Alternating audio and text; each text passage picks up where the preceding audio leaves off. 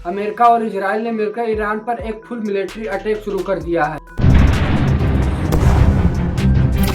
Operation को नाम दिए हैं एपिक फ्यूरी। यह कोई एक दिन का स्ट्राइक नहीं बल्कि यूएस ऑफिशियल कह रहे हैं कि यह कई दिनों तक चलेगा। We are going to destroy their missiles and raise their missile industry to the ground. It will be totally again obliterated. Tehran, Isfahan और कोम जैसे ईरान के प्रमुख शहरों पर आसमान से बम बरसाए जा रहे हैं और इस हमले की सबसे बड़ी और शॉकिंग खबर यह है कि ईरान के supreme leader Ayatollah Ali Khamenei अब इस दुनिया में नहीं रहे हैं। हजरत आयतुल्लाह उज़्मा सैयद अली हुसैनी खामेनेई در راه سربلندی حرم جمهوری اسلامی ایران شهد گوارای شهادت را نوشیدند. उनके कंपाउंडर पर सीधा हमला किया गया जिसकी वजह से उनके परिवार और कुछ सैन्य कमांडर भी मारे गए। ईरान ने यह देखकर 40 दिन का राष्ट्रीय शोक का ऐलान कर दिया। लेकिन क्या आपको लगता है ईरान इसके बाद में शांत बैठेगा? तो बता दूं आपको, बिल्कुल नहीं। ईरान ने तुरंत पलटवार करते ऑपरेशन टू प्रॉमिस शुरू कर दिया। उन्होंने सिर्फ इजराइल पर नहीं बल्कि यूएई, कतर, बहरीन और कुवैत पर भी मिसाइलों की बारिश कर दी।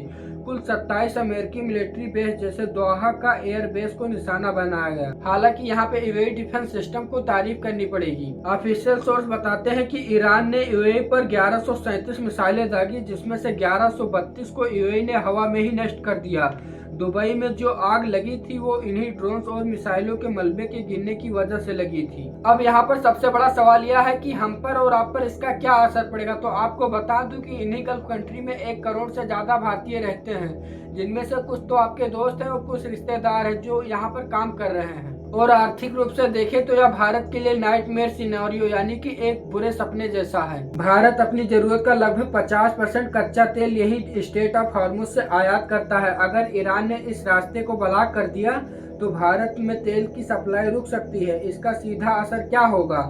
पेट्रोल डीजल के दाम आसमान छूने लगेंगे, महंगाई चरम पर होगी और हमारे रुपए की कीमत और भी गिर जाएगी। लेकिन दोस्तों, इस युद्ध की सबसे दिल दहला देने वाली बात है कि मासूमों की जान जाना। ईरान के मिनाब शहर में लड़कियों के एक प्राइमरी स्कूल पर बम गिरा। दिन का समय था, स्कूल बच्चों से भरा हुआ था और इस धमाके में कम से कम 100 बच्चों की दर्दनाक मौत हो गई। अब सवाल यह है कि इस पूरी तबाही का शुरुआत कहां से हुआ था? तो इसके लिए हमें कुछ समय पीछे जाना होगा, यानी कि दिसंबर 2025 में, जब ईरान की इकोनॉमी पूरी तरह से कोलैप्स कर रही थी। महंगाई 72% बढ़ गई और लोगों ने अपनी ही सरकार के खिलाफ इतिहास के सबसे बड़े प्रोटेस्ट किए। जवाब में ईरान की सरकार ने 30,000 से ज्यादा प्रदर्शनकारियों पर गोली चलवा दी। अमेरिका ने इसी बात का फायदा उठाया और अमेरिका कह रहा है कि ईरान में तानाशाही को खत्म करना है और वहां पर लोकतंत्र और शांति लाना है, इसीलिए वहां पर मैं इतने सारे हमले कर रहा हूँ। Prevent this very wicked, radical dictatorship. Hour of your freedom is at hand. लेकिन क्या वाकई में ऐसा होगा दोस्तों? थोड़ा इतिहास के पन्ने पलट कर देखते हैं। जब अमेरिका ने इराक में सद्दाम हुसैन और लीबिया में गद्दाफी जैसे तानाशाहों को दखल देकर हटाया तो यहाँ क्या शांति आई?